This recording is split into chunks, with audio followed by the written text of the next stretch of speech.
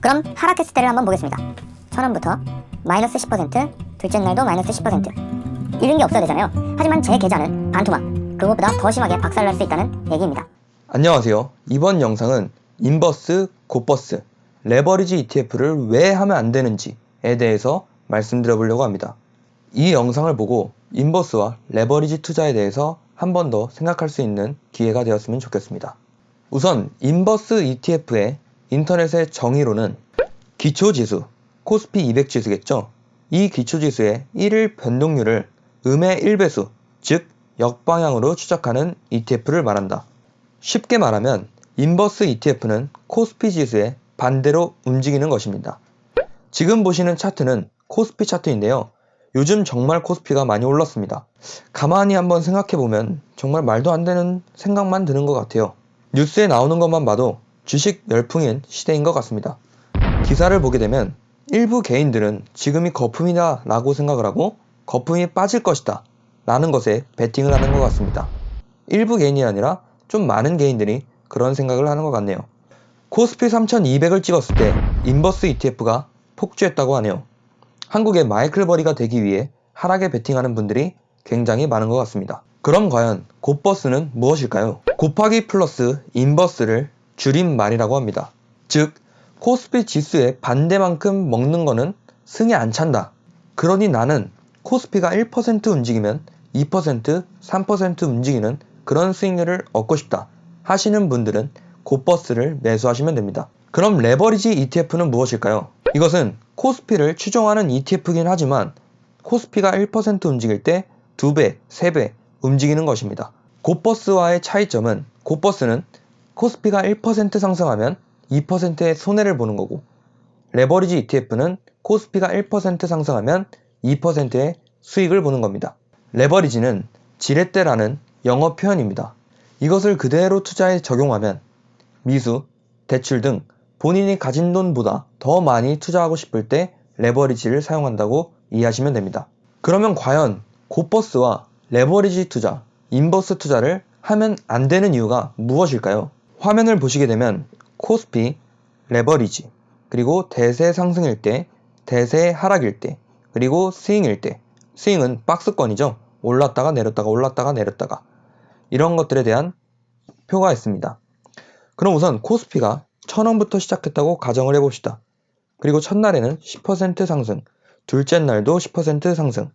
그러면 1210원으로 21%의 수익을 올릴 수 있습니다. 그럼 과연 레버리지는 어떨까요? 1000원부터 시작했을 때 만원이네요. 1000원부터 시작했을 때 20%, 그리고 또 20%를 상승했을 때 1440원으로 총 44%의 수익을 얻는 것을 볼 수 있습니다. 코스피 지수의 2배보다 더 높은 수익을 얻을 수 있는 장점이 있네요. 그럼 하락했을 때를 한번 보겠습니다. 1000원부터 마이너스 10%, 둘째 날도 마이너스 10%. 그러면 810원으로 마이너스 19%의 손해를 보네요. 레버리지의 경우는 마이너스 20%, 둘째 날도 마이너스 20%. 그러면 640원으로 36%의 손해를 보게 됩니다. 코스피 손해의 2배보다 덜 손해보는 것을 볼 수 있습니다. 좀 좋죠? 아니, 그럼 지금까지 설명한 것만 들어보면 레버리지를 쓰는 게 더 좋은 거 아니냐? 먹을 때는 더 많이 먹고 잃을 때는 덜 잃으니까 말이야. 하지만 지금부터가 중요해요.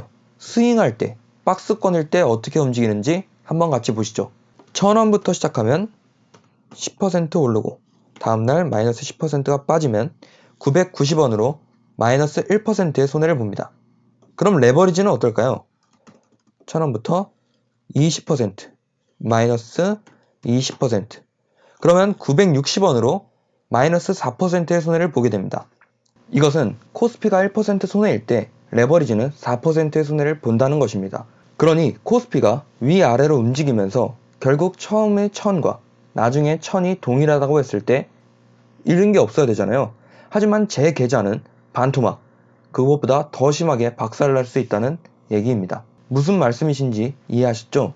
박스권을 그리게 되면 레버리지는 그냥 계속 계좌가 점점점 줄어든다고 생각하시면 됩니다. 아니 그러면 이런 생각이 드실 겁니다. 그래, 레버리지 곧버스는 알겠어. 왜 하면 안 되는지. 그럼 인버스는 그대로 그냥 지수랑 움직이는 거 아니야? 라고 생각하실 수 있겠는데 맞습니다. 근데 왜 투자를 하면 안 되냐?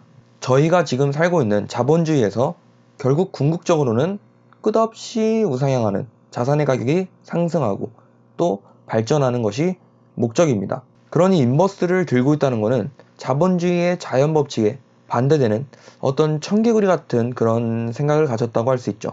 그리고 인버스를 들고 있으면 이런 생각을 하잖아요. 아, 우리나라가 빨리 망했으면 좋겠다. 경제가 박살났으면 좋겠다. 라는 생각을 하시는데 그렇게 좋지는 않은 것 같아요.